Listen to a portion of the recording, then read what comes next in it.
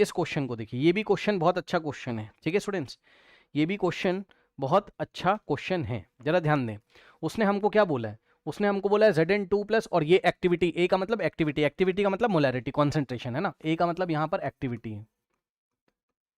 मतलब कॉन्सेंट्रेशन।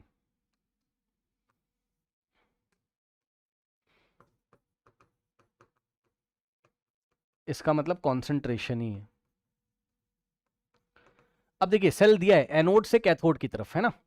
तो अगर आप देखेंगे तो सबसे पहले आप सेल रिएक्शन लिख लीजिए, है ना, मतलब सेल क्या है हमारे पास, देखो जिंक सॉलिड,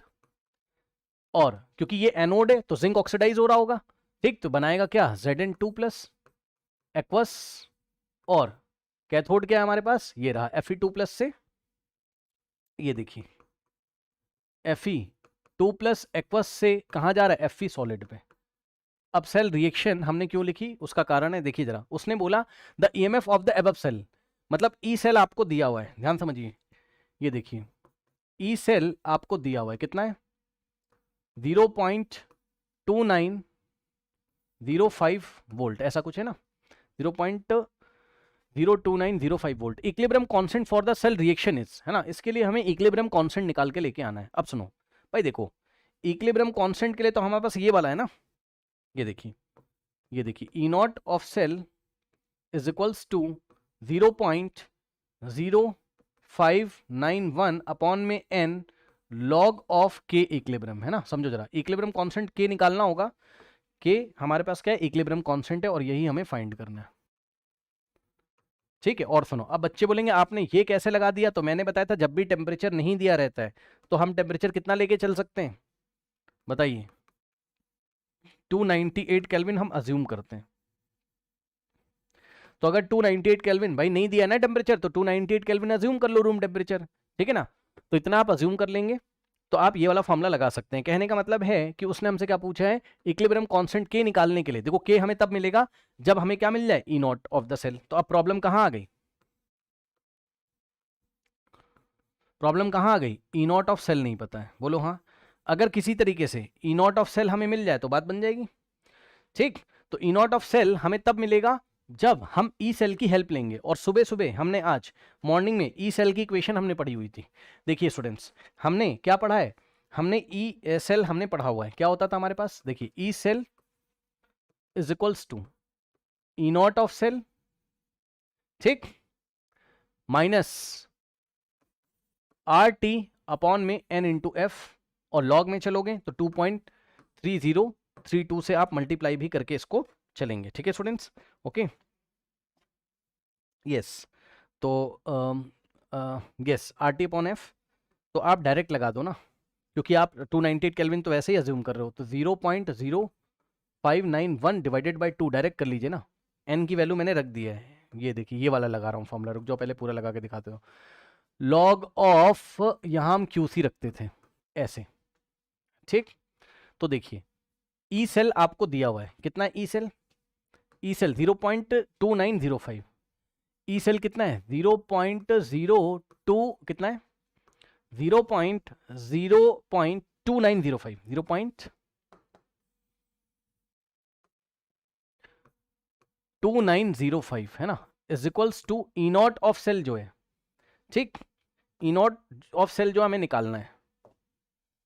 स्टैंडर्ड हमें निकालना है, ये हमें निकालना है, ठीक, माइनस 0.0591 डिवाइडेड बाय एन की वैल्यू कितनी है 2 है, चेक कर लो, क्योंकि ये सेल रिएक्शन लिखी Fe2 प्लस से Fe जा रहा है, Zn से Zn2 प्लस, तो एन की वैल्यू हमारे पास कितनी है 2 है, ठीक है ना। अब लॉग ऑफ, अब सुनो क्यूसी कैसे निकालते थे, concentration of the product divided by concentration of the reactant, तो प्रोडक्ट क्या है Zn, ये तो सॉलिड है, इसको छोड़ देंगे, Zn का कॉन्सेंट्रेशन,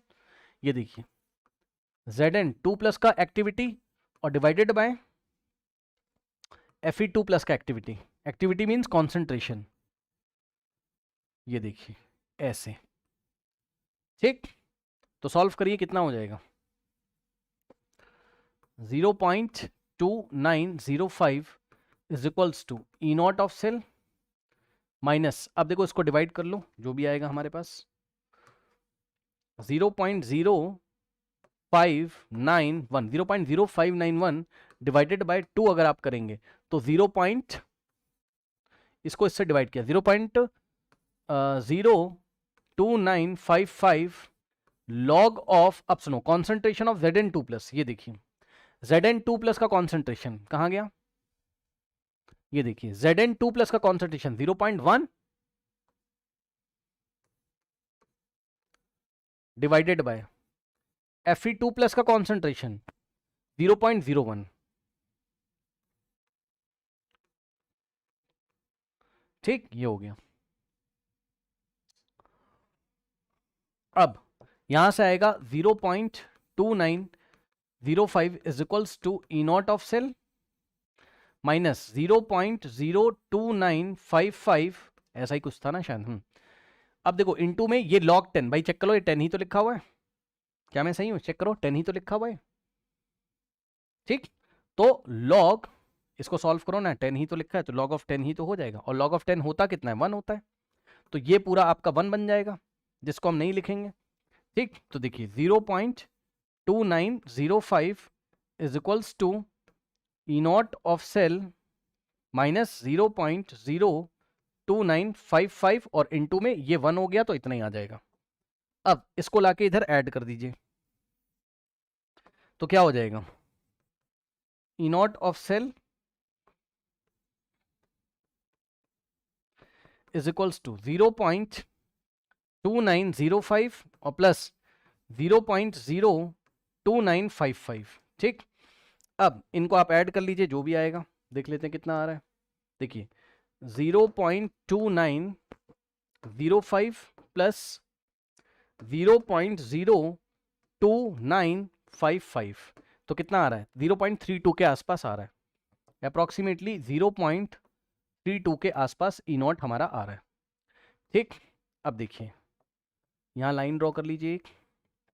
और इस E0 को ले जाके पीछे रख दीजिए, कितना है E0 कितना है, 0.32 इज इक्वल्स टू 0.0591 और डिवाइडेड बाय n का वैल्यू कितना है, n का वैल्यू 2 है, log ऑफ k हमें निकालना है, ठीक। तो देखिए 0.32 इज इक्वल्स टू, अब 0.059 को 2 से अभी डिवाइड किया था हमने, 0.0591 यही था ना, 591, और डिवाइडेड बाय, अगर आप 0.059 डिवाइडेड बाय अगर आप 2 करेंगे तो हमारे पास आएगा कितना, 0.2955 log ऑफ k। अब मेरी बात ध्यान समझिए, देखिए ये यहाँ मल्टीप्लाई है, log में ये नंबर मल्टीप्लाई उधर जाके डिवाइड करेगा, ठीक, मतलब 0.32 डिवाइडेड बाय कितना आ जाएगा, 0.2955 है ना, 0. कुछ प्रॉब्लम हो रही है, शायद प्रॉब्लम ये हो रही है कि नंबर गलत लिख दिया मैंने, 0.0591 डिवाइडेड बाय 2 अगर आप करेंगे so you will get 0.029, 0 miss हो गया यहाँ पे, तो ये होगा 0.02955 है ना।